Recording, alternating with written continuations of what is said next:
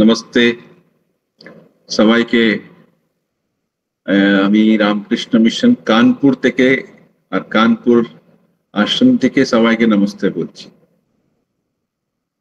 তো কানপুরে আমাদের আশ্রম প্রায় 100 বছর হয়ে যাচ্ছে এখন, সেন্টেনারি প্রায়। কেউ খুব কম লোক জানে যে কানপুরে যে এটা আশ্রম আছে, এটা বিজ্ঞান মহারাজ স্বামী বিজ্ঞানানন্দজি এটা ফিতি রেখেছিলেন আমাদের মন্দিরে। যাই হোক, তো প্রারম্ভ করি আজকে যে আমাদের বিষয় আছে। প্রথমে আমি ঠাকুরকে প্রণাম করে প্রণাম জানিয়ে তারপরে রামকৃষ্ণ সংঘ এই সাবজেক্টের উপরে কিছু একটা আলোচনা করব, কিছু একটা ডিসকাশন হবে। ওম জননীম শারদাম দেবীম রামকৃষ্ণম জগদ্গুরুম পাদপদ্মে তয়ো শ্রিত্বা প্রণমামি মুহুর্মুহুঃ। हृदयकमलमध्ये राजितं निर्विकल्पं सदसद् अखिलभेदातीतमेकस्वरूपं प्रकृतिविकृतिशून्यं नित्यमानन्दमूर्तिं विमलपरमहंसं रामकृष्णं भजामः। विमलपरमहंसं रामकृष्णं भजामः। ब्रह्मानन्दं शिवं शान्तं प्रेमरूपं निरञ्जनं योगीशमद्भुतं नित्यम् अखण्डद्वैतलक्षणम् विज्ञानं त्रिगुणातीतं तुर्यभेदसंहितं सुबोधं सारदं चैव विवेकशशिभूषणं समन्वयामहाचार्य युगधर्मस्वरूपिणं सर्वदेव स्वरूपं श्रीरामकृष्णं नमाम्यहम्।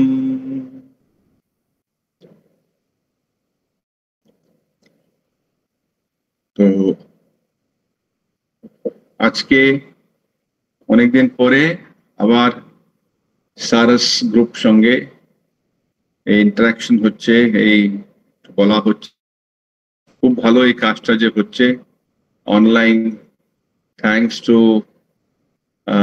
ভিলাই থেকে আমাদের সঙ্গমিত্রা। সো খুব উৎসাহ, খুব ইনিশিয়েটিভ নিয়ে এটা করেন, খুব ভালো এটা।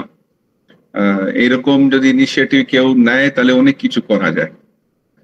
তো অনেকের মনে অনেক কিছু থাকে, এটা করতে হবে ওটা করতে হবে, কিন্তু ইনিশিয়েটিভ নেওয়ার কেউ নেই। সো সবসময় পিছনে লেগে আবার কাজটা পূর্ণ করে দিতে হয়। যদি মহারাজ নাও ফ্রি থাকে, একটু ফ্রি করিয়ে নিতে হবে তার কাজটা, এই লেকচারটা এটা আগে চালাতে হয়। তো আজকে আমরা রামকৃষ্ণ সংঘ এই বিষয় নিয়ে একটু চর্চা করব। সংঘ শব্দ বেসিক্যালি এটা একটা বুদ্ধিস্ট, যেটা বৌদ্ধ ধর্মে বেশি প্রচলিত সংঘ। আপনারা শুনেছেন বুদ্ধম শরণম গচ্ছামি, সংঘম শরণম গচ্ছামি, ধম্মম শরণম গচ্ছামি, এই তিনটে মন্ত্র মতো। ওদের মধ্যে বুদ্ধম মানে যে বুদ্ধ অবতার হলেন, আর যে একটা সেন্ট্রাল ফিগার ওই বুদ্ধ ধর্মে যখন প্রচার হলো, যে ভগবান বুদ্ধ স্বয়ং, যেহেতু উনি ভগবানের সম্বন্ধে কিছু বলেননি, তবুও উনি একটা ভগবান মতো লোকেরা ওনার পুজো করতে শুরু করলো।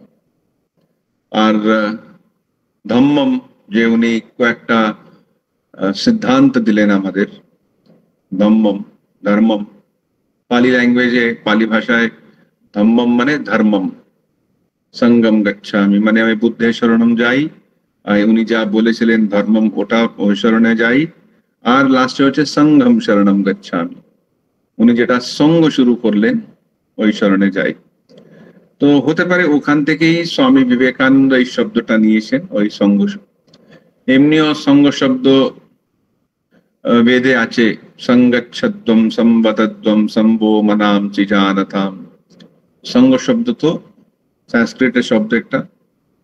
রামকৃষ্ণ সঙ্গ, যে সঙ্গ, যে একটা সাধু ব্রহ্মচারী ভক্তদের যে এটা সঙ্গ, মানে সব মিলিয়ে এটা যে ঠাকুরকে ধরে ঠাকুরকে ঠাকুরের যে বাণীগুলো শোনা, ওটা জীবনে প্র্যাকটিস করার জন্য আমরা যেটা সব মিলে আছি, এটা হচ্ছে রামকৃষ্ণ সঙ্গ। এটা রামকৃষ্ণই তো সেন্ট্রাল, মানে উনি আমাদের কেন্দ্রবিন্দু। আর 1836, এখন 2036, প্রায় আর 12 বছরে ঠাকুরের আবির্ভাবের 200 বছর হয়ে যাবে। তো ওই ওখান থেকেই শুরু হচ্ছে 1837 থেকে এখন আমরা 2024-এ আছি। তো ঠাকুরই হচ্ছেন রামকৃষ্ণ সঙ্গেরই, মানে রামকৃষ্ণ সঙ্গ কি ঠাকুরেরই একটা প্রকাশ। ঠাকুরই যেমন একটা অভিব্যক্ত হয়েছেন রামকৃষ্ণ সঙ্গ রূপে।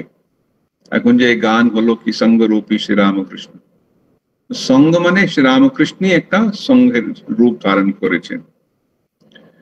আর শ্রীরামকৃষ্ণ ভিতরেই আমরা মা শারদা, মা শ্রী স্বামী বিবেকানন্দ, আর বাকি যে আন্তরিক যে ডাইরেক্ট ডিসাইপলস, সবাই ওর মধ্যেই আমরা ইনক্লুড করে নিই। ঠাকুরই ওটা সবকিছু, মানে সব বিভিন্ন রূপ ধরেছেন। তো যদি আমরা দেখি রামকৃষ্ণ সঙ্গ উদ্দেশ্যটা কি, আত্মনো মোক্ষার্থম জগৎহিতায় চ, নিজের মুক্তির জন্য আর অন্যদের সেবার জন্য, নিঃস্বার্থ সেবা। এই যে আদর্শ হচ্ছে আত্মনো মোক্ষার্থম আর জগৎহিতায়, এটা স্বামীজিরই প্রদত্ত, স্বামীজির মুখ থেকে এটা বেরিয়েছে। অনেকেই বলে না এটা বেদে আছে, বেদে ভাব থাকতে পারে, কিন্তু এই সেন্টেন্সটা, এই সংস্কৃত যে জিনিসটা আমরা জানি, এটা স্বামীজি মুখ থেকে বেরিয়েছে। সো আত্মনো মোক্ষার্থম, তো নিজের মুক্তির জন্য। মুক্তি কি এটাও আমাদের ভালো করে জানা দরকার। মুক্তি মানে মৃত্যু নাই। একজনের শরীর চলে গেল তো আমরা বললাম ওর মুক্তি হয়ে যায়, নাই। আমাদের সনাতন ধর্ম এরকম মানা হয় না। মানে যখন ওর পূর্ণরূপে মনে কোনো ইচ্ছা, কোনো বাসনা থাকবে না, তখন ও মুক্ত হতে পারে, নালে আবার ওর পুনর্জন্ম হতে পারে। সো মুক্তি কি ওটা ভালো করে আমরা বুঝে নিতে হবে। আর জগৎ হিতায়, এটা আমাদের আধ্যাত্মিক জীবনে একটা স্বামীজির বিশেষ অবদান। এই জগৎ হিতায় অনেক জায়গা, অনেক সঙ্গে, অনেক সম্প্রদায়তে ওরা ভগবানকে ঠিক আছে পুজো করে, অনেক রকম আরতি, ব্রত সব ইত্যাদি করে, কিন্তু জগৎ হিতায় তো ওরা ধ্যান দেয় না। ওরা, আমি একবার যখন করোনার সময় চলছিল, বৃন্দাবনে কোথায় গিয়েছিলাম, ওখানে একটা বড় একটা অর্গানাইজেশন, বড় মন্দির ইত্যাদি আছে। তো খুব ইমপ্রেসিভ, ওই হাজার হাজার, মানে হতে পারে কয়েক কোটি নিয়ে ওসব করেছে। আমি ওখানকার মহারাজকে জিজ্ঞেস করলাম, আচ্ছা এরা কি যখন করোনার সময়তে কারো হেল্প করেছে?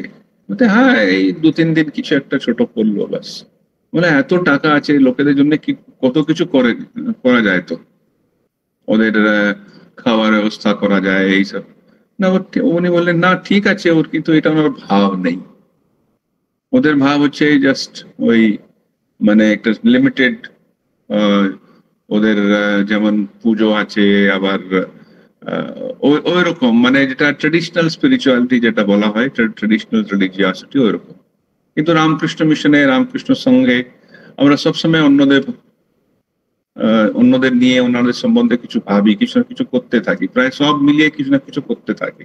সব সেন্টারে কিছু না একটা সেবা হয়, রামকৃষ্ণ মিশনের সেবা হয়, আর ভক্তদের সঙ্গেও যদি আমরা দেখি ওরাও অন্যদের কিছু না কিছু সেবা করবে, কারণ সেটা স্বামীজির একটা বিশেষ মেসেজ, সেবা করতে হয়।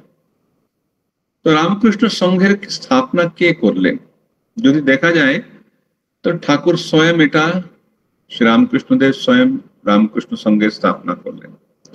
যখন উনি ওই আপনারা জানেন তো সব কি উনি যখন কাশীপুর থাকতেই একবার 12 গেরুয়া কাপড় আর রুদ্রাক্ষ মালা দিয়েছিলেন। ওই বুড়ো গোপাল মহারাজ যখন বললেন কি আমি এটা গঙ্গা সাগরে যারা সাধুরা যায় ওদের এই কাপড় আর রুদ্রাক্ষ মালা দিতে চাই। তো বুড়ো গোপাল মহারাজ আপনার সবাই জানেন তো ঠাকুর থেকেও 2-3 বছর বয়স ওনার বেশি ছিল। তো ঠাকুর বললেন না তাহলে ওই যদি দিতে হলে তো এই যারা ছেলেরা আছে এখানে, উনি স্বামীজি আর ব্রহ্মানন্দজি আর এসব ইঙ্গিত করে বললেন এর থেকে ভালো সাধু কোথায় পাবে। তো উনি বলেন ঠিক আছে, উনি নিয়ে আসলেন। তো প্রায় 11 জনকে দেওয়া হয়েছিল, একটা রাখা হয়েছিল পরে কি গিরিশচন্দ্র ঘোষকে দেওয়া হবে। তো যাই হোক, ওটা ঠাকুর যেমন নিজের হাতে এটা দিলেন গেরুয়া আর রুদ্রাক্ষ, ওটা হচ্ছে রামকৃষ্ণ সংঘের স্থাপনা একটা আধ্যাত্মিক দৃষ্টি থেকে। এই ঠাকুরই এটা শুরু করলেন। পরে যখন স্বামীজি আমেরিকা যান, আমেরিকার আগে উনি পুরো ভারত ঘুরেছেন পরিব্রাজক হয়ে, অনেক কিছু উনি খুব ক্লোজলি দেখলেন কি আচ্ছা ভারতের কি স্থিতি আছে, এখানে কি কি প্রবলেমস আছে। ওনার মতো যে ভারতকে কেউ এত ভালো বুঝেছে আমরা জানি না। ঠাকুর স্বামীজি এত ভালো ভারতকে পুরো, যে উনি এক একটা জিনিসে এত ওনার সূক্ষ্ম দৃষ্টি ছিল, ইনসাইটস ছিল। তারপরে যখন উনি আমেরিকা দেশে সবাই খুব সংঘবদ্ধ হয়ে কাজ করে, খুব অর্গানাইজড ভাবে কাজ করে, সেটা ঠাকুর স্বামীজি খুব ইমপ্রেসড হয়ে গেছিলেন।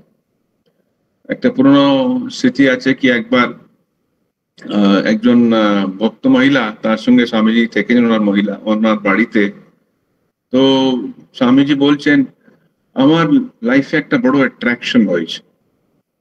তো উনি বলছেন, একটু মজা করে বলছেন মানে একটা কোনো মেয়ের সঙ্গে অ্যাট্রাকশন হয়েছে নাকি।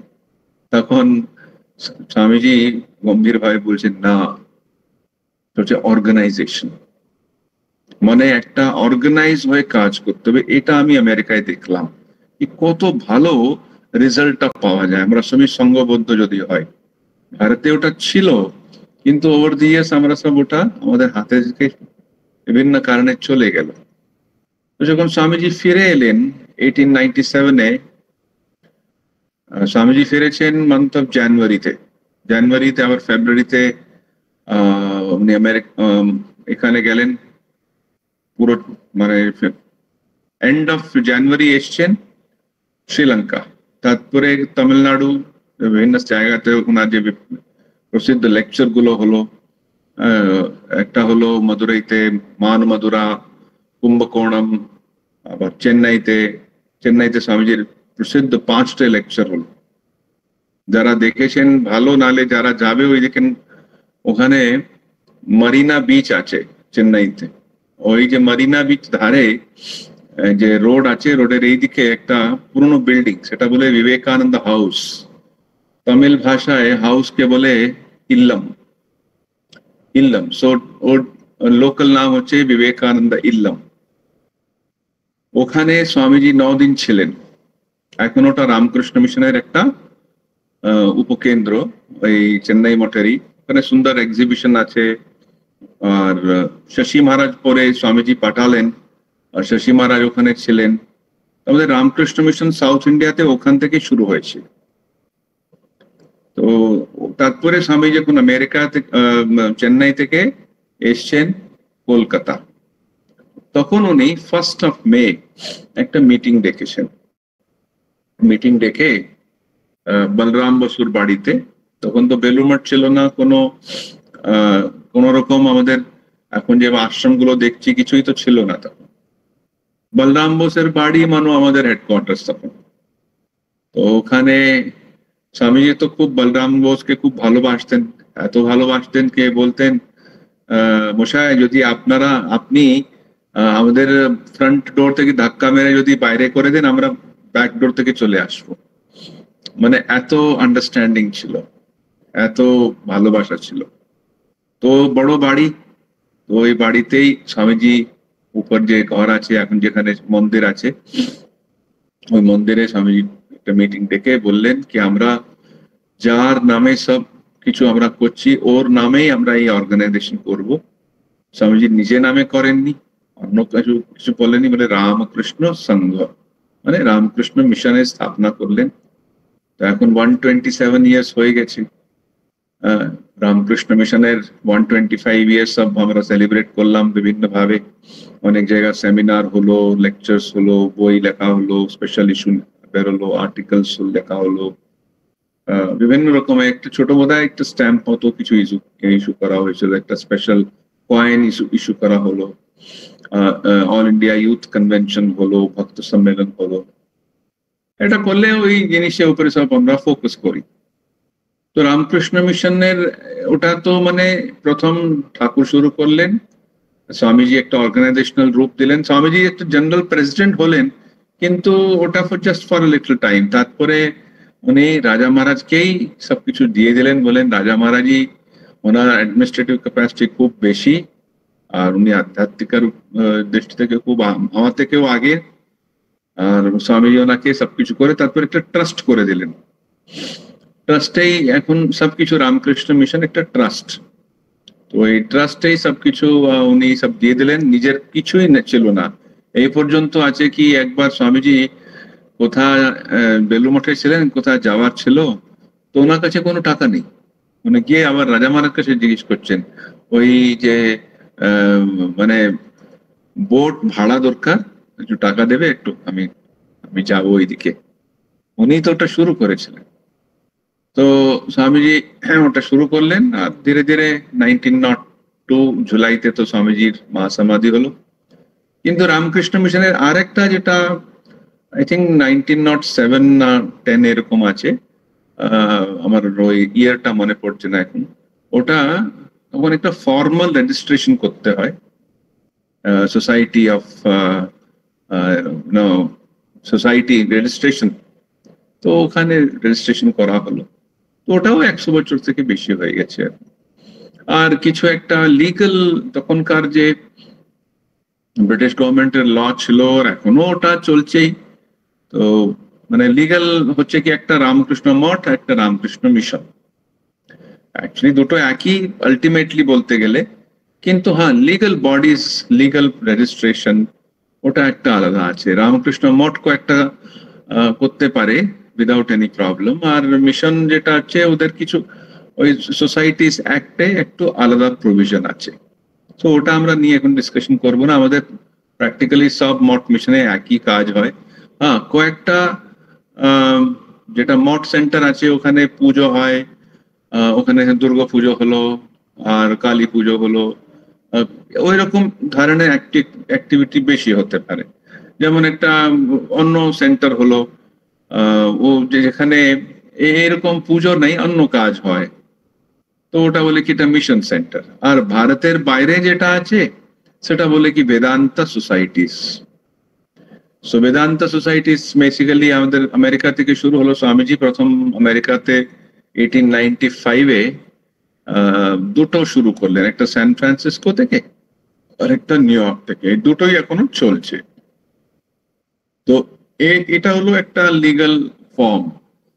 লিগ্যাল মানে কিভাবে এটা করা হয়েছে, কি কোথা থেকে শুরু হলো। এখন ভারতে প্রায় 260 না 62 কত, কিন্তু চেঞ্জ হতে থাকে, এটা মোটামুটি নাম্বারস আছে। আর ভারতের বাইরের সব যদি ধরা হয় তো সব 300 কেন্দ্র হতে পারে। কয়েকটা কেন্দ্র আছে বিরাট কেন্দ্র, আর ওদের সাব ব্রাঞ্চেসও আছে। যেমন আমাদের বলতে গেলে কোয়েম্বাতুর, ওদের একটু বড় ইনস্টিটিউশন, প্রায় 300 একর।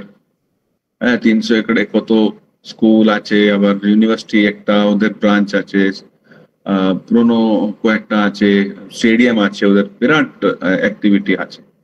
নাহলে নরেন্দ্রপুর হলো, ওখানে কত ইনস্টিটিউশনস আছে, না এদিকে শারদা পীঠ আছে। তো এটা বড় বড় ইনস্টিটিউশন, আবার ওদের সাব ব্রাঞ্চেসও হতে পারে। কয়েকটা আছে যাদের, যেমন মায়াবতীতে অদ্বৈত আশ্রম, ওখানে কোনো স্কুল অ্যাক্টিভিটি নেই, ওখানে মেনলি কন্টেম্পলেশন, থিঙ্কিং, আর ওখানে একটা হসপিটাল আছে। তো রামকৃষ্ণ মিশনের অ্যাকচুয়ালি যে আমরা বিভিন্ন অ্যাক্টিভিটিস যদি দেখি, তো পূজনীয় স্বামী ভূতেশানজি মহারাজ বলতেন, there is no field left out, মানে সব রকম অ্যাক্টিভিটি পাওয়া যায় মোটামুটি, আমরা যেটা ভাবি না ওটাও ওখানে অ্যাক্টিভিটিস আছে। তো অ্যাক্টিভিটিস এর পিছনে একটা ফিলসফি হওয়া দরকার, ওই ফিলসফিটা সেটা আমাদের বুঝতে হয়।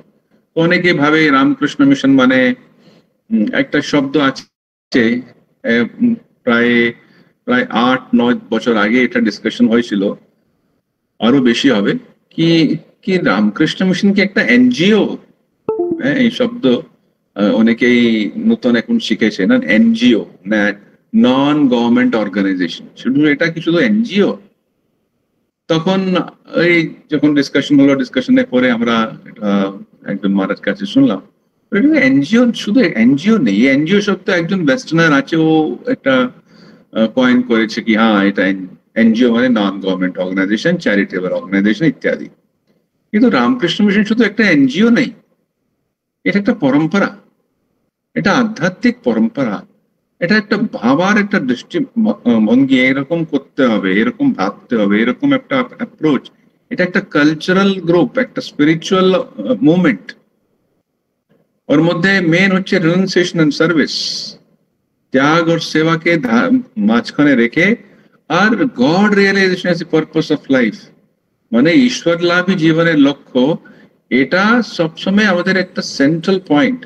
সেটা একটা খুব বড় জিনিস, কি একটা অর্গানাইজেশন থাকবে এই আধ্যাত্মিক জিনিসটা নিয়ে। কি আধ্যাত্মিক জীবন, কি আমরা ভগবান লাভের জন্য, ভগবান লাভ বলতে গেলে মানুষ খুব পবিত্র জীবন, সাধনাময় জীবন ওটা যাপন করছে। ভগবান লাভ মানে এটাই, ওটা একটা বেসিক ওরিয়েন্টেশন। আর ঠাকুর তো বারে বারে কথামৃতে বলছেন কি জীবনের লক্ষ্য হচ্ছে কি ভগবান লাভ করা। এই ভগবান লাভ করা এর উপরে আরো কিছু পরে বলবো। প্রথমে এই যে আদর্শ তো আছেই, তো শুধু একটা এনজিও নেই, এটা এনজিও হলে মানে কি খুব লিমিটেড হয়ে গেছে, তো গভর্নমেন্ট দিতে চায় কিছু হেল্প। অ্যাকচুয়ালি এই যে এনজিও শব্দ নিয়ে তো অনেক রং মিনিংও চলে আসে, এটা কনভার্সন করার জন্য যেটা খ্রিস্টান মিশনারিদের থাকে, তো ওরা তো কিছু একটা আমি বই পড়ছিলাম কি কেমন মধ্যপ্রদেশে, ছত্তিশগড়ে ওইদিকে কেমন এনজিও নামে কত কিছু গন্ডগোল হয়েছে, কত কিছু খারাপ জিনিস করা হয়েছে ওই মিশনারিজদের নিয়ে, লোকের ধর্মান্তরণ করা, ওদের পরিবর্তন করে দেওয়া। সো আমাদের এটা মনে রাখতে হয় কি আমাদের একটা স্পিরিচুয়াল ট্রেডিশন। আগে একটা রবির স্বামী বোধানন্দজি মহারাজ বলতেন, এটা হচ্ছে রামকৃষ্ণ মুভমেন্ট, ওই শব্দটা মহারাজ বলতেন, রামকৃষ্ণ মুভমেন্ট। সংঘ মানে মুভমেন্ট, তো মুভমেন্ট মানেটা কি, ওনার একটা ছোট বই আছে এর উপরে, রামকৃষ্ণ মুভমেন্ট। মুভমেন্ট মানে কিছু একটা বিচারধারা নিয়ে, কিছু একটা ভাব নিয়ে আপনারা কিছু ওটা লাইফ জীবনযাপন ওটা করার চেষ্টা হচ্ছে। বেলুর মঠের ওয়েবসাইট আছে, বেলুর মঠ ওয়েবসাইটে প্রাইভেট সেন্টার্স, রামকৃষ্ণ মিশনের তো অফিসিয়াল সেন্টার্স আছে, আর যেখানে সাধুরা আছেন, যেখানে ব্রহ্মচারী সাধু মহারাজরা আছেন, মন্দির আছে, একটা রেগুলার সেট আপ আছে, ওখানে ওদের নিয়মাবলী আছে, কিভাবে ডোনেশন নেওয়া যায় আর কিভাবে ওটা অ্যাকাউন্ট রাখতে হবে, সবকিছু একটা নিয়ম আছে। আচ্ছা, ওটা ছাড়া যেটা private organisation, private centres, actually ওটা আনঅ্যাফিলিয়েটেড সেন্টার্স, যেটা অ্যাফিলিয়েশন হয়নি এখনো, রামকৃষ্ণ মিশন ওটা অ্যাকসেপ্ট করেনি। তো ওখানে ওটা পূজনীয় স্বামী ভজনানন্দজি মহারাজ ওটা লিখেছেন কি ওখানে 10টা নিয়ম দেওয়া আছে। প্রাইভেট যেটা সেন্টার বলা হয়, আনঅ্যাফিলিয়েটেড সেন্টার, ও ভাবপ্রচার একটা পরিষদ আছে। এই ভাবপ্রচার পরিষদ যারা না জানে ওকে বলে দিই, আগে এটা ছিল না। 1980-তে পূজনীয় স্বামী বীরেশ্বরানন্দজি মহারাজ এটা আইডিয়াটা মুট করলেন, যখন রামকৃষ্ণ মিশনের দ্বিতীয় মহাসম্মেলন হলো, প্রথম হয়েছিল 1926-এ। তখন শরৎ মহারাজ ছিলেন, স্বামী শারদানন্দজি মহারাজ, আর যারা আছে, ভক্ত আছে, সাধু আছে, আমাদের ওয়েল উইশার্স আছে, নানা রকম সবাইকে ডেকে একটা অর্গানাইজেশন, একটা বড় ফাংশন করা হয়েছিল। এটা 1926-এ। আবার 1980-তে বীরেশ্বরানজি তখন প্রেসিডেন্ট মহারাজ, তখন এটা একটা ডাকা হয়েছিল। তো ওটা একটা বড় অনুষ্ঠান, ওটা অর্গানাইজ করতে গেলে অনেক কিছু, মানে you need something extraordinary efforts দরকার ওসব করার জন্য। তো যখন করা হয়েছিল 1980-তে, তখন স্বামী বীরেশ্বরানজি মহারাজ একটা জিনিস বলেছিলেন, রামকৃষ্ণ সঙ্ঘ মানে শুধু সাধু ব্রহ্মচারী নয়, ওর মধ্যে যারা গৃহস্থী, যারা ভক্ত, তারা ওর মধ্যেই আসে। তো এই একটা হিস্টোরিক স্টেটমেন্ট, আন্ডারস্ট্যান্ডিং যেটা, এটা অ্যাড করে পরে ভাব প্রচার জন্য একটা পরিষদ করা হবে। তো ভাব প্রচার পরিষদ ওর একটা সেন্ট্রাল বডি, তারপরে ভাব প্রচার কমিটিস বিভিন্ন স্টেটসে। তো যেমন বেঙ্গলে সব থেকে বেশি আছে, ওদের নাম্বার অফ ভাব প্রচার পরিষদ বেশি আছে, বাকি জায়গা কম আছে। যেমন আমি ইউপিতে আছি, ইউপিতেও আছে, ইউপিতেও ভক্তরা আছে, কিন্তু ওই রকম নেই যেমন বেঙ্গলে আছে, নালে আন্ধ্রপ্রদেশে আছে। আন্ধ্রপ্রদেশে প্রায় 120 প্রাইভেট সেন্টার আছে, আর কয়েকটা সেন্টার তো এরকম কি ওদের নিজস্ব জায়গা আছে, মন্দির আছে, স্কুল আছে। তামিলনাড়ুতে ওরকম আছে, এই দুটো স্টেটে বেশি আছে। নালে একবারে নর্থ ইস্টে গেলে, ওখানে ত্রিপুরা দিকে, ওখানে অনেক কিছু আছে, ওটা হচ্ছে প্রাইভেট সেন্টার। সো বীরেশ্বরানজি মহারাজ যেটা বললেন কি, রামকৃষ্ণ সংঘের যে গাইডেন্সে অনেক কিছু করা যায়। তখন ধীরে ধীরে ধীরে এটা ডেভেলপ হলো, অনেক সেন্টার গুলো হলো, প্রায় এখন বছরে একবার ওদের মিটিং হয়, বা প্রচার পরিষদের মিটিং হয় বেলুর মঠে। আর ওখানে কি কাজ হচ্ছে বিভিন্ন সেন্টারে, যারা ভক্তরা চালাচ্ছে, যেখানে সাধুরা ডাইরেক্টলি প্রেজেন্ট নেই। তো ওটাও একটা জিনিস যাওয়া, খুব জানা দরকার। ওটা আরো অ্যাকচুয়ালি স্প্রেড করার দরকার, আরো ওটা কিভাবে ভক্তরা ইনভলভ হতে পারে। ওর মধ্যে কয়েকটা জিনিস আছে যেটা রামকৃষ্ণ সঙ্ঘের মেইন জিনিসটা। একটা হচ্ছে কি, এটা শুধু যেমন আমি বললাম এনজিও নেই, শুধু একটা সার্ভিস অর্গানাইজেশন। হ্যাঁ, এটা ওদের দৃষ্টি, অনেকের দৃষ্টি থেকে একটা এনজিও, ওদের দৃষ্টি থেকে এটা একটা সার্ভিস অর্গানাইজেশন, কিন্তু এটা একটা আধ্যাত্মিক মুভমেন্ট। তো আমরা যে সেবা করি, আমরা যে বিভিন্ন সেবা কার্য আছে, যেমন স্কুল চালানো, নালে গদাধর প্রকল্প একটা আছে অ্যাক্টিভিটি, নালে মেডিকেল ক্যাম্প করা, নালে বড় বড় হসপিটাল আছে। ইউপিতে 3টে বড় হসপিটাল আছে, একটা কাশিতে, একটা লখনৌতে, আর একটা বৃন্দাবনে। আর যদি উত্তরাখণ্ড ধরো তো হরিদ্বারে। এই 4টে বড় সেন্টার হসপিটাল। তো এটা চালানো, নালে ডিসপেন্সারি, আমাদের কানপুর আশ্রমে একটা ডিসপেন্সারি আছে, এত পুরনো ডিসপেন্সারি। 1937 ওটা ফাউন্ডেশন রাখা হলো, তখন ইউপির একটা প্রিমিয়ার থাকতো, প্রিমিয়ার মানে প্রাইম মিনিস্টার মতো থাকতো, গোবিন্দ বল্লভ পন্ত, উনি ওটা আমাদের ডিসপেন্সারির ভিত্তি রাখলেন। তখন থেকে চলছে। 1950s-এ একজন মহারাজ ছিলেন, তিনি এখানকার সেক্রেটারিও ছিলেন, ডক্টরও ছিলেন। তো ওনার নাম ছিল স্বামী দেবেশানন্দজি মহারাজ। তা উনি বসে সব পেশেন্টসে নিজেই তো মেডিসিন দিতেন, হোমিওপ্যাথিও একটু জানতেন। তো লোকেরা যখন বলতে কোথায় যাচ্ছ, তুমি কাহা যা রে হো, উনি বলবে আমরা বাবাজি কা হাসপাতাল মে যা রে। তো এখনো আমাদের ছোট ডিসপেন্সারিকে বাবাজি কা হাসপাতাল বলে, বাবা হাসপাতালও বলে। তো ওই রকম একটা স্প্রেড হতে গেল। তো চাই মানে এডুকেশন হোক, মেডিকেল কেয়ার হোক, না অন্যভাবে যে রিলিফ কাজ হয়, নালে ইন্টেলেকচুয়াল ওয়ার্ক হোক, অনেক রামকৃষ্ণ মিশন থেকে প্রকাশিত প্রায় 20 ম্যাগাজিন আছে। ইংলিশে 3-4টে আছে, হিন্দি, বাংলাতে উদ্বোধন, আবার সাউথ ইন্ডিয়ান ভাষায় 4টে ল্যাঙ্গুয়েজ যেটা আছে, প্রত্যেক ভাষায় একটা পুরোনো পুরোনো ল্যাঙ্গুয়েজ, যেমন তামিলে আছে, তেলুগুতে আছে, মালায়ালাম, আর কানাডাতে প্রায় 25 বছর আগে শুরু করা হলো। বাকি ম্যাগাজিন তো খুব পুরনো, প্রায় প্রায় 70, 80, প্রায় 100 বছর পুরনো ম্যাগাজিন আছে। তো এটা ছাড়া ভারতের বাইরে থেকেও ম্যাগাজিন আসে, মারাঠিতেও আছে, গুজরাটিতেও আছে, আর ভারতের বাইরে থেকেও আছে, যে সিঙ্গাপুর থেকে একটা বেরোয়। এখন কিন্তু ম্যাগাজিনের অনেকেই পড়ে না, তো এখন বেশিরভাগ ওরা অনলাইন করে দিচ্ছে। আমাদের সিয়েটল সেন্টার থেকে ওরা অনলাইন করে দিয়েছে। এমনি প্রবুদ্ধ ভারত আর বেদান্ত কেসরি, এই দুটো মুখ্য আমাদের ইংলিশ ভাষায় ম্যাগাজিন আছে। সো পাবলিকেশন কাজ হলো, বিভিন্ন সেন্টার আছে যেখানে পাবলিকেশন অ্যাক্টিভিটি হয়। হ্যাঁ, ইংলিশ দুটো আছে, হিন্দি আছে, বাংলায় আছে, মারাঠি আছে। তো এইসব রামকৃষ্ণ সংঘের ভিতরে চলে আসে। ওরাও রামকৃষ্ণ মিশনের যে আদর্শ আছে বিভিন্ন ভাবে লোকেদের পৌঁছাচ্ছে। ওখানে ওরা বিভিন্ন সাবজেক্টে, আবার শাস্ত্রের উপরে অনেক বই আছে। হ্যাঁ, আমি এটা শুনেছি কি চেন্নাইতে একজন স্বামীজি, রামকৃষ্ণ মিশনের বাইরের, উনি যখনই বৃহদারণ্যক না ব্রহ্মসূত্র, এই দুটো যে শাস্ত্র আছে এর উপর যখনই ক্লাস নেবেন, তো উনি সব স্টুডেন্টদের বলবেন, যদি খুব ভালো বই আনতে হবে তো রামকৃষ্ণ মিশন থেকে নিয়ে আসবে।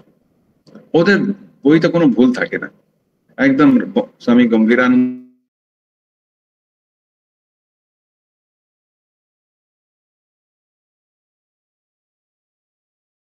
মাধ্যমে হয়।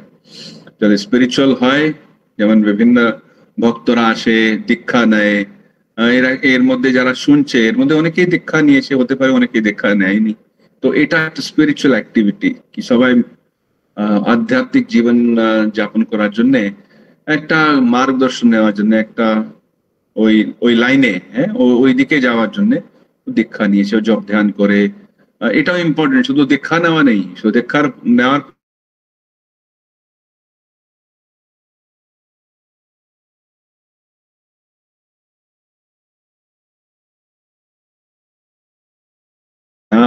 আমি একটা দীক্ষার্থী ওরকম হবে না, আমি দীক্ষিত ওরকম হবে না।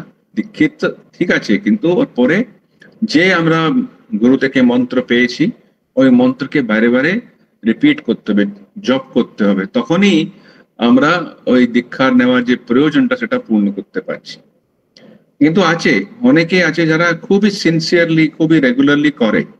হ্যাঁ, আমি একবার তখন চেন্নাইতে ছিলাম, তো একজন নর্থ ইন্ডিয়া থেকে একজন এসছিলেন, উনি কিছুক্ষণ জন্য রাজ্যসভা মেম্বারও ছিলেন, ইয়াং লোক। তা উনি আমাদের ওই বিবেকানন্দ ইল্লামে এসছিলেন। তো আমি তো শুনলাম কথা, আমি তো ওনাকে দেখিনি। তো ইভিনিং হয়ে গেল, তো উপরে একটা মেডিটেশন হল আছে। তো মেডিটেশন হলে উনি ওখানকার মহারাজ যে ইনচার্জ আছেন ওনাকে বলছেন, আচ্ছা আমি একটু, এখন সময় হয়ে গেছে, ওই হলে বসে একটু ইভিনিং জবটা করে নি ওখানেই বসে। হ্যাঁ, খুবই ভালো সেটা, মানে কত নিষ্ঠা আছে। ইভিনিং হয়েছে, আমি বসে একটু জব করব। এটা অ্যাকচুয়ালি রামকৃষ্ণ সঙ্গের একটা বিশেষতা। যে কোনো কাজের মধ্যে ভগবানকে একটা মনে রাখতে হবে। তো যখনই হয়, শুধু একটা মানে সোশ্যাল ওয়ার্ক, যেমন লায়ন্স ক্লাব থাকে, বিভিন্ন রকম এনজিও আছে, ওটা ওইরকম নেই। এটা এটা একটা স্পিরিচুয়াল মুভমেন্ট। তো স্পিরিচুয়াল মুভমেন্টে প্রথম হচ্ছে কি, জীবনের উদ্দেশ্যটা ফিক্স করা হলো। সেটা শাস্ত্রী বলেছে, সেটা বলে কি জীবনের উদ্দেশ্য হচ্ছে ঈশ্বর লাভ করা। এটা অ্যাকচুয়ালি ঈশ্বর লাভ করা, যেটা আগে আমি বললাম কি এর সম্বন্ধে আমরা একটু চর্চা করব। রামকৃষ্ণ সঙ্গের যেটা এই মেন মূল যে উদ্দেশ্যটা কি হলো, আত্মনো মোক্ষার্থম জগৎ হিতায়। তো আত্মনো মোক্ষার্থম যেটা আছে, মোক্ষার্থম মানে কি, মোক্ষের জন্যে, অর্থম মানে জন্যে, মোক্ষার্থম। আচ্ছা, মোক্ষার্থম মানে ভগবান লাভ করা। ভগবানকে আমাদের মনে যে উপনিষদে আছে, কঠোপনিষদে আছে, আবার মুন্ডক উপনিষদে আছে, কি এই মন যেটা আমাদের সাধারণ মন আছে, এই মনে তো অনেক কিছু নোংরা আছে, মানে অশুদ্ধি আছে। সেই অশুদ্ধির জন্য আমরা ভগবানকে দেখতে পারি না, ওই ঈশ্বরকে, ওই আত্মাকে আমরা অনুভব করতে পারি না। এই মনটা যখন পবিত্র হয়ে যায়, মানে যে কাম ক্রোধ লোভ মোহ মদ মৎসরের ষড়রিপু বলা হয়, এই ষড়রূপী যখন চলে যাবে, ওদের ইন্টেন্সিটিটা কমে যাবে, তখনই মনটা বলা যায় কি এটা পবিত্র হয়েছে। ওই পবিত্র মন থেকেই ঈশ্বর লাভ হয়। তো যখন কেউ বলে কি আমার জীবনের লক্ষ্য ওটা, তো মানে he has given a new turn ওর লাইফে। ওর দেখার যে ভঙ্গি ওর একদম টোটাল চেঞ্জ হয়ে গেছে। হতে পারে এখনো ভগবান লাভের অনেক দূর আছে, হতে পারে ওর আমরা দেখছি কি আরে এই তো বলছে ভগবান লাভ, কিন্তু এই চাইছে তো এ তো সংসারের জিনিসই চাইছে, হ্যাঁ ও নাম যশ চাইছে, এটা ওটা চাইছে।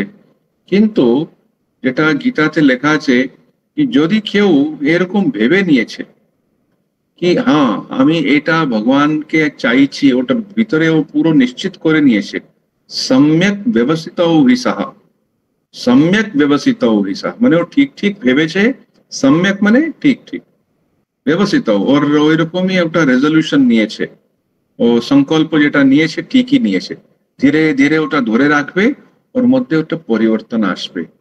সো আত্মমোক্ষার্থম মানে যদি আমরা আত্মা মুক্তির যদি আমরা চর্চা করি, তাহলে মুক্তি মানে কি? মুক্তি মানে যখন আমাদের শরীরটা তো সবারই আমরা জানি নষ্ট হবে, যার জন্ম হয়েছে ওর মৃত্যু হয়। তো একজন একটু হাসি করা বলছে, আচ্ছা আর ইউ অফ্রেড অফ ডেথ, কি তোমার কি মৃত্যুতে ভয় পড়ছে? না না না, কোনো ভয় করো না, তুমি নিশ্চয়ই মরবে। মানে কেউ ভয় করার কিছু নেই, সবারই যেতেই হবে। হ্যাঁ, বড় বড় সন্তরা, বড় বড় যারাই এসছে ওরাও নিজের শরীরটা ছেড়ে চলে গেছে, রাম গয়ো রাবণ গয়ো উনকে বহু পরিবার। তো ওটা ভয় করার কিছু নেই। হ্যাঁ, এখন যখন শরীর ছাড়ার পরে ওটা বলে স্থূল শরীর, স্থূল শরীর তো ছেড়ে দিলাম, কিন্তু সূক্ষ্ম শরীরটা তো মরে না। ওই সূক্ষ্ম শরীর কোথায় যায় বলে এটা নেক্সট লাইফে জলতৃণোকাবত। বৃহদারণ্যক উপনিষদে ঋষি বলছেন জলতৃণোকাবত। যেমন একটা জলতৃণোকা মানে ছোট, এটা এখানে হিন্দিতে কি বলে, জোঁক জোঁক, হ্যাঁ এরকম চলে। তো একটা এখানে একটা ওর পাও আছে, আর একটা নেক্সট, এই নেক্সট পাও যখন যাবে তো এই তখনই পিছনে পাওটা ছাড়বে। তো বলছে সে ঠিক ওই রকমই, যখন এখনো মুক্তি হয়নি, তো একজন জীবাত্মা যখন মৃত্যু হবে, মৃত্যুর আগেই ওর পুনর্জন্ম কোথায় হবে ও ভিতর থেকে নিশ্চিত হয়ে গেছে। জলতৃণোকাবত, এটা বলে শ্রুতি বাক্য, এটা আমার লেখা নেই, এটা ঋষির বাক্য। তো জলতৃণোকাবত, তো যখন মনের কোনো কোনো বিকার থাকবে না, কোনো বাসনা থাকবে না, তখন জলতৃণোকা মতো হবে না। তখন এই এই লাইফে ওটা হতে হবে লাস্ট লাইফ। তারপরে আর ওকে ও কিছু ট্রাই করতে হবে না। যেই যখনই ওর শরীরের মৃত্যু হলো, ও মুক্ত হয়ে গেল।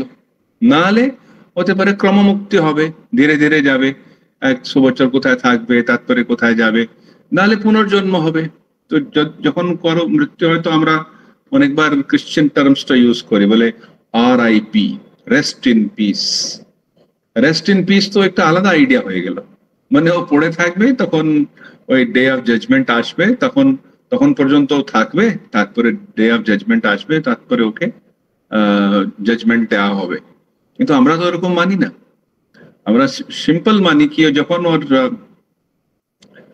মৃত্যু এসছে সদ্গতি প্রাপ্ত, সদ্গতি ওর কর্মের নিয়ে কোথায় নেক্সট লাইফ কোথায় যাবে, কোন কোর্স অফ অ্যাকশন হবে, ওই দিকে যাক।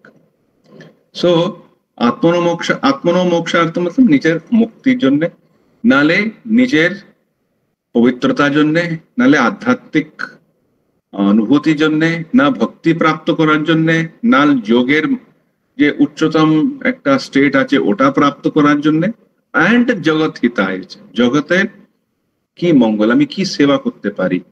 অনেকেই ভাবে সেবা মানে টাকা, সেবা করতে গেলে তোমার টাকা দরকার। টাকা ইজ সেকেন্ডারি অ্যাকচুয়ালি, ভাব, তোমার কি ভাব আছে। কিছু বেশি টাকা দরকার নেই কারো সেবা করার জন্য। আমরা যখন অন্যদের সম্বন্ধে ভালো ভাবি, তোমারও তোমারও মঙ্গল হোক, সব ভাবে মঙ্গল হোক। আমার কাছে ওই শঙ্করাচার্যের স্টোরি আছে না, কি শঙ্করাচার্য তখন ছোট ছেলে, গুরুকুলে পড়ছেন। তখন একদিন উনি ভিক্ষা করতে গিয়েছেন, আর ওই এর্নাকুলম কেরালাতে একটা এখনো আছে বলে ওই বাড়িটা আছে। উনি যখন ওই বাড়িতে ভিক্ষা করতে গিয়েছেন, ওখানে একজন মহিলা, বৃদ্ধ মহিলা না বিধবা মহিলা উনি ছিলেন। তো উনি শুনলেন ভিক্ষাম দেহি। তো উনি বললেন, আরে দেখি কি আছে, বাড়িতে কিছুই নেই। তো দেখলেন শুধু একটা আমলা আছে, আমলকি। ওটা তুলে নিয়ে আসলেন, শঙ্করাচার্যকে বললেন ছোট ছেলেকে, দেখো বটুক, হ্যাঁ বটুক বলা হয় ছোট যে এরকম আসে, আমার কাছে তো কিছুই নেই, তুমি এসছো ভিক্ষা করতে, তো এটা একটা আমলকি আছে, তুমি এটা নিয়ে নাও। তখন উনি দেখে কি ওনার চোখে জল এসে গেল। ইয়াং যে ছেলে ভাবে যখন ছিলেন শঙ্করাচার্য, জল এসে গেল। তো উনি মা লক্ষ্মীকে প্রার্থনা করলেন। উনি একটা সংস্কৃতে একটা কম্পোজ করলেন একটা স্তোত্র, ওটা পরে লেখা হলো কি এটা কনকধারা স্তোত্রম অঙ্গম হরে হে পুলক পুলক ভূষণম আশ্রয়ন্তী, এখান থেকে এরকম শুরু হয়। ওই যখন শ্লোক পুরো উনি পড়লেন, লম্বা স্তোত্র আছে আমাদের যে নাগপুর মঠ থেকে স্তবনাঞ্জলি আছে ওর মধ্যে আছে সেটা। এবং ওটা পুরো হয়ে গেল, তো ওর বাড়িতে আমলার একটা বৃষ্টি হলো, সোনার আমলা। মানে ভগবান আমাদের সব জানেন ওনার কি দরকার আছে।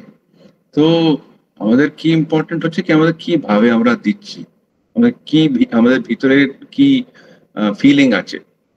আরেকটা জিনিস বলি, তারপরে আর 5 মিনিট আছে, তারপরে আমি স্টপ করে দেব।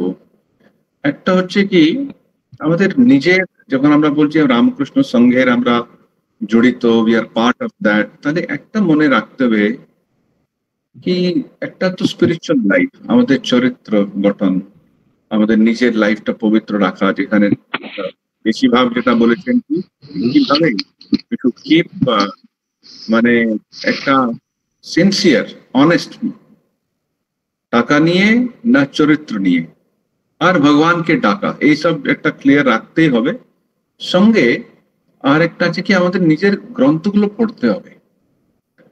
আমাদের যে রামকৃষ্ণ বিবেকানন্দ ভাবধারার গ্রন্থগুলো আছে, যেমন কথামৃত আছে না কমপ্লিট ওয়ার্কস, মনে কি আমরা কমপ্লিট ওয়ার্কস পড়ছি না, এটা ঠিক নেই, ভালো করে পড়তে হবে। কেননা কে পড়বে? আর যদি আপনারা যে রামকৃষ্ণ সঙ্গে এত জড়িত আপনারা পড়ছেন না, তাহলে অন্য কে পড়বে? তো দেশে কর্মযোগ আছে, ভক্তি যোগ আছে, রাজযোগে স্বামীজির যে 9 ভলিউমস টোটাল, ওর মধ্যে এই মেন 4টে যোগ আর লেটার্স, এটা পড়লে আমরা স্বামীজির যেই মেসেজ নিয়ে এসছিলেন সেটা আমরা কন্টিনিউ করতে পারবো। তো রামকৃষ্ণ সংঘ মানে ওই 1897 শুরু হলো ওখান পর্যন্ত, এটা তো আরো 1500 সাল চলবে, স্বামীজি বলেছেন 1500 সাল চলবে। এখন তো 125 বছরই হয়েছে, আর কত যে সারস গ্রুপ চলবে, আর কত হাজার হাজার লোকেরা এরকম জড়িত হবে বলা যাবে না। আমরা তো ভবিষ্যৎ দেখতে পারি না, কিন্তু স্বামীজি তো বলছেন আমি তো দেখতে পাচ্ছি কি India will rise again, it will become a বিশ্বগুরু। তো বিশ্বগুরু এমনি এমনি তো হবে না, ওটা তো লোক যদি ওরা ওদের লাইফটা ইমপ্রুভ হবে, ওরা পড়বে, ওরা ওরা এইসব শাস্ত্র যেটা আছে, হ্যাঁ স্বামীজি বলছেন কি এটা আধ্যাত্মিক কেন্দ্র থাকবে। আধ্যাত্মিক কেন্দ্র, India's gift to the world is the spiritual life. তো স্পিরিচুয়াল লাইফ আর তখনই দেওয়া যাবে, স্বামী অশোকানন্দজি বলতেন তুমি স্পিরিচুয়াল লাইফ তখনই অন্যদের দিতে পারবে যখন তোমার কাছে স্পিরিচুয়াল লাইফ থাকবে। তো রেগুলার জব ধ্যান করা খুব ইম্পর্টেন্ট, আর এরকমই পড়াশোনা করা খুব ইম্পর্টেন্ট, আর সেবা করা, বিশেষ করে আমাদের চারিদিকে যে লোক থাকে ওদের আমরা কিভাবে হেল্প করতে পারি, এই 3-4টা জিনিসটা আমরা পাবো কি এটা রামকৃষ্ণ সঙ্গে খুব ইম্পর্টেন্ট জিনিস। আর কয়েকটা আছে, সেটা হচ্ছে আমরা অ্যাক্টিভ পলিটিক্সে যাই না, অ্যাক্টিভ পলিটিক্সে যাই না।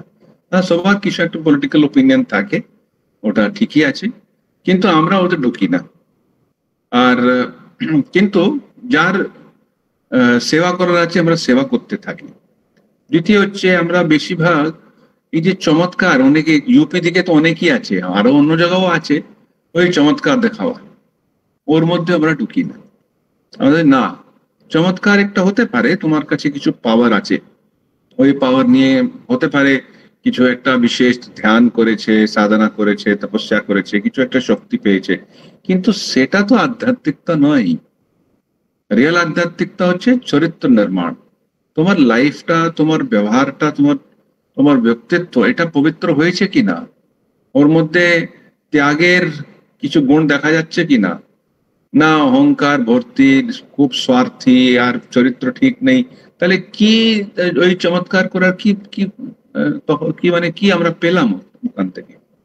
সো এই পবিত্র জীবন আর পলিটিক্স থেকে দূর রাখা রাখা এটা ছিল। কিন্তু আমি এটা নিজের জন্য বলছি কি পলিটিক্স থেকে দূর রাখা, ভক্তদের অনেকবার ওইরকম সিচুয়েশন চলে আসে নিজের প্রোটেকশন জন্য, নিজের আত্মরক্ষার জন্য অনেক কিছু করতে হয়, সেটা একটা আলাদা ব্যাপার, ওই সাবজেক্ট আমার নেই এখানে। একটা আছে কি আমরা নিজের ধর্মটা ভালো করে বুঝবো। হ্যাঁ, যারা হিন্দু ধর্ম বুঝতে চায়, সনাতন ধর্ম বুঝতে চায়, ওটা ঠাকুরের লাইফটা, টিচিংসটা ভালো করে বুঝতে হবে। এটা কিন্তু রামকৃষ্ণ সঙ্গে খুব স্ট্রং পয়েন্ট, কি সনাতন ধর্মের যে মূল জিনিসটা সেটা আমরা ঠাকুরের লাইফে পাই। তো মূল জিনিস মানে কি, ওই ভগবান লাভ করা। কিভাবে যখন স্বামীজি ঠাকুর কাছে গেলেন, তো কি জিজ্ঞেস করলেন, মশাই কি আপনি ভগবান দেখেছেন? আর যখন ঠাকুর বললেন হ্যাঁ দেখেছি, এমনি এমনি বলেননি হ্যাঁ দেখেছি, লাইফটা দেখুন, ওনার এই দর্শন হয়েছে, ওই অনুভব হয়েছে, হ্যাঁ বেদান্তের অনুভব হয়েছে, মা কালীর, মা ভগবান কৃষ্ণ বিভিন্ন রূপে ওনার দর্শন হয়েছে। ওটা বেশ করে উনি বলছেন হ্যাঁ আমি দেখেছি। আর এটাই বলে ঠাকুরের একটা চ্যালেঞ্জ ছিল ওই ওই যুগে, মানে আজ থেকে 150 বছর আগে, আর থেকে আরো বেশি। তখন খ্রিস্টান মিশনারিজ না অন্যরা বলতো এই যে সব দেবী দেবতার যারা উপাসনা করেন এইসব মিথ্যা, ভগবান নামের কিছুই নেই, আপনাদের সব কাল্পনিক সব গডস এন্ড গডেসেস। তখন এই যে চ্যালেঞ্জটা নিয়ে ঠাকুর কিভাবে ওদের রং সিদ্ধ করলেন, উনি কোনো বই থেকে কোট করেননি, উনি না গীতাতে লেখা আছে না, নিজের লাইফে উনি করে বললেন দেখো আমি দেখেছি, তুমিও দেখতে পারো, কিন্তু তোমাকে ভগবানকে চাইতে হবে প্রথমে, ব্যাকুলতা দরকার, ব্যাকুলতা না হলে তুমি ভগবানকে পাবে না। তো কথা আমরা তো বারে বারে এটাই জিনিসটা, ব্যাকুলতা ব্যাকুলতা। তো ব্যাকুলতা কিভাবে আমরা মেনটেন করব সেটা আমাদের মনে রাখতে হবে, কিভাবে আমরা ওটা মেনটেন করতে পারি। ওটা স্বামী উদেশানজি মহারাজ বলতেন কি সবসময় সাধু সঙ্গ আর সাধনা, আর যে আমাদের সাধন বলা হয়েছে এটা যদি আমরা ফলো করতে পারি, তখন আমরা রামকৃষ্ণ সঙ্ঘের যেটা যে ভাবটা আমরা ওটা রাখতে পারবো। যদি ভাবটা নষ্ট হয়ে যায় তো শুধু বিল্ডিং, আশ্রম, বড় বড় জায়গা, এটার কোনো প্রয়োজন নেই। মেইন হচ্ছে আমাদের ভাব। তো এই ভাব রেখে তখন বিল্ডিং এর প্রয়োজন আছে, বড় কাজ হচ্ছে, স্কুল চলছে, না অন্যদের জন্য কিছু ভাবা হচ্ছে, এসব মানেটা চলে আসে। প্রথম হচ্ছে আমাদের ভাব, আর ভাব হচ্ছে কি ভগবানই সত্য, বাকি যেটা সবকিছু যেটা আছে ওটা চেঞ্জ হতে থাকে। আপনি বলবেন ভগবান সত্য, এই সংসার অসত্য, অসত্য বলতে গেলে অনিত্য, বাস। অনিত্য মানে ওটা চেঞ্জ হচ্ছে, সবসময় চেঞ্জ হচ্ছে। এটা নেই কি এটা নেই, আছে। আমাদের যখন অসুখ হয়, আমাদের কিছু প্রবলেম হয়, তো জগৎ তো আছে, কিন্তু ওই জগৎকে আমরা অন্যভাবে দেখি, আমরা এটা পার্মানেন্ট নেই, এটা চেঞ্জ হতে থাকে, এটা বলে অনিত্য। তো এটা রামকৃষ্ণ মিশন সম্বন্ধে কিছু বললাম, অনেক কিছু আছে বলার। রামকৃষ্ণ সংঘ তো একটা বিরাট একটা সাবজেক্ট। তো সবাই তো আমরা রামকৃষ্ণ সংঘেরই তো মেম্বার। হ্যাঁ, একটা হচ্ছে সাধু ব্রহ্মচারীরা, আর তারপরে আমরা সঙ্গে যে আমাদের ভক্তরা আছেন, আমাদের যে বিভিন্ন ভাগে, অনেকটা তো ভক্ত খুব ক্লোজ ভক্ত, দীক্ষিত, জব ধ্যান করে এইসব। অনেকে আছে যারা খুব ক্লোজ নাই, ওরা এখন ঢুকেছে, হতে পারে ওরা শুধু শুধু ডোনেশন দেয়, মাঝে মাঝে কিছু একটা পাঠিয়ে দেয়, ঠিক আছে, ওখান থেকে শুরু করো। তো দুটোই দরকার। তো সব মিলে আমাদের আলটিমেট পারপাস অফ রামকৃষ্ণ সংঘ হচ্ছে কি কিভাবে মানুষের লাইফ আরো সুন্দর করা যায়, এই সংসারটা আরো একটা আধ্যাত্মিক করা যায়, সেটা আমরা মনে রেখে রামকৃষ্ণ সঙ্গের সম্বন্ধে যা কিছু আমরা বলেছি, এটা আমি এখানে এখন বিরাম দিচ্ছি। Thank you very much. নমস্তে। মহারাজজির চরণে সশ্রদ্ধ প্রণাম জানাই। ও আজকে উপস্থিত আছে আমাদের মধ্যে শ্রীমৎ স্বামী তন্ময়ানন্দজি মহারাজজিও, যে আমাদের ভাব প্রচার যেটার আলোচনা মহারাজজি শুরুতে করলেন, মধ্যপ্রদেশ আর ছত্তিশগড় ভাব প্রচারে আমাদের মহারাজজি কনভেনার স্বামী তন্ময়ানন্দজি মহারাজজি অম্বিকাপুর থেকে, উনিও উপস্থিত হয়ে আজকে প্রোগ্রামে মহারাজজির কথা শুনছিলেন, তাকেও আমাদের প্রণাম জানাই। আমি এখানে মহারাজজির যে এই একটা বড় টপিককে এত সরলভাবে মহারাজজি ছোট ক্যাপসুল রূপে বললেন, আর প্রার্থনা থাকবে যে আবার এইভাবেই যেন মহারাজজিকে পেতে পারি। মহারাজজি একটু রামকৃষ্ণ শরণম হবে, তারপরে আমাদের যদি কারুর কোনো প্রশ্ন থাকে একটু আমরা 5 মিনিট আপনার টাইম চেয়ে নিচ্ছি। আমরা রামকৃষ্ণ শরণমের জন্য আমি দিল্লি থেকে ঈশানা, আমাদের ছোট্ট মেয়ে ঈশানা আর শ্রীপর্ণাকে অনুরোধ করি। প্রণাম মহারাজজি। 1 মিনিট, যারা প্রশ্ন করবে তারা হাত তুলবে, একদম সঙ্গে সঙ্গে যেন আনমিউট না করা হয়, এটা অনুরোধ থাকে। ঈশানা। প্রণাম মহারাজজি। রাম কৃষ্ণ শরণম, রাম কৃষ্ণ শরণম, রাম কৃষ্ণ শরণম শরণে। জয় জয় রাম কৃষ্ণ শরণম, রাম কৃষ্ণ শরণম, রাম কৃষ্ণ শরণম শরণে। প্রভু কৃপা হি কেবলম, कृपा हि केवलम, कृपा हि केवलम, कृपा हि केवलम, कृपा हि केवलम शरणे। जय जय राम कृष्ण शरणम, राम कृष्ण शरणम, राम कृष्ण शरणम शरणे।